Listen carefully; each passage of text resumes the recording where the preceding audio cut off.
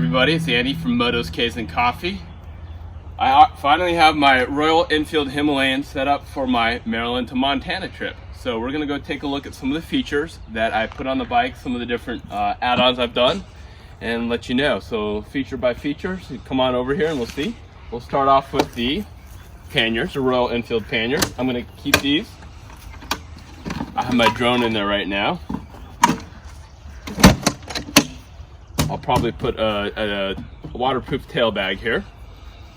I got a tank bag, it's with a map pocket.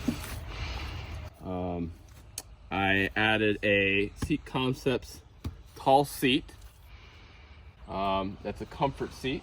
It's about that much thicker, I think about an inch taller, and it adds a lot more density foam, makes it really nice for riding. It has Royal Enfield handguards. I got SRC Moto fuel tanks. Again, they're painted right now and they're mounted right there. You can just take them off and use them as need be. I got a pair of, I can't even announce the name of the tall windshield I have. It's really tall, and it also has a wind deflector up on top, and that kind of gets more of the wind flow. It's a Spanish company. I'll give a link in the description, and so that kind of diverts all the wind flow. And if you come over here, on this side here, here's my RAM mount for my phone, so I'll be able to put my phone right here. Switch RAM mount.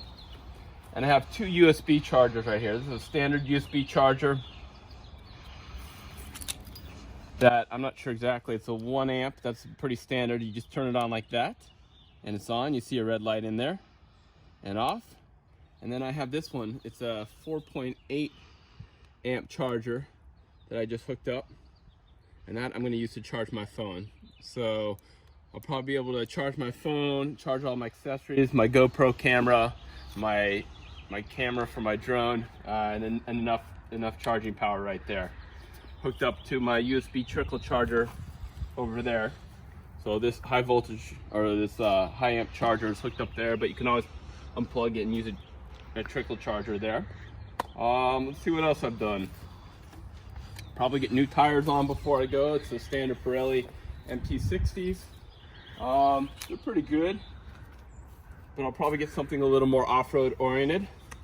Oh, I got a high intensity LED headlight that just works fantastic. I'm gonna turn it on. High beam, low beam, really good. One of the things I forgot to include is my Atlas throttle lock. It's really good. I have a full review on it. Go check it out in my other videos. But you just, again, put it down and it stays at your speed that you want. You can always adjust. It's really a throttle hold. And for a bike like this Himalayan, which doesn't have a lot of power, and if you want to go fast, you got to really crank the throttle down. It helps quite a bit. Another thing I forgot to talk about was the bar risers. They're about an inch taller. Yeah, so they bring the bars up, and I rotated the grips a little bit this way. Actually, no, I rotated them forward a little bit to compensate. I rotated the bars back, the hand controls forward a little bit, and it makes it a little bit more comfy with that tall seat. So that's about it.